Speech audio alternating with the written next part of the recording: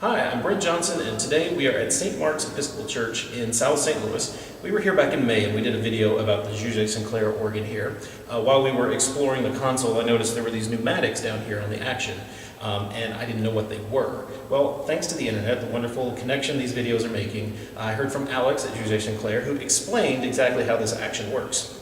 So we have very long tracker runs from the console up to the chambers. They run under the floor here, and we saw how well engineered they are to float and keep the tension, and the action on this organ is fantastic. But that can change with seasonal changes. It's a little humid today, we're expecting some rain, so the wood would swell up and actually get longer and change that perfect tension. We have a suspended action here, which means that the pallets are held closed by the pressure of the organ and the little springs that return them to closed position. That tension is actually what holds the action up. There's a little floating bar here that has tension on it, keeps everything in a perfect alignment so that right when you press the key, the pallet opens. If those trackers were to shrink a little bit because the humidity dries out and they would tighten up and they would cause problems, they would actually pull the pallets open. Consequently, if it's more humid and there's no adjustment, then when you press the key, it would be a really long travel before it finally pulled that pallet open. So it's all meticulously adjusted, but it's got to deal with seasonal changes.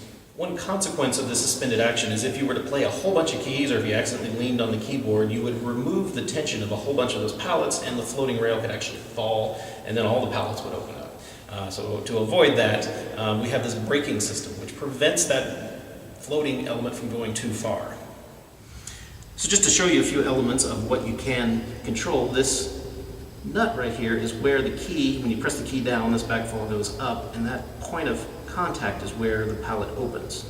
It pulls up, which brings this backfall down, and that's what rests on this floating bar, and that's adjusted by this pneumatic right here to make sure it's in the exact position. We can actually see if I adjust this braking that there's a little bit of change in distance in the tracker position. So that's actually actively manipulating the action to make sure it's always perfect.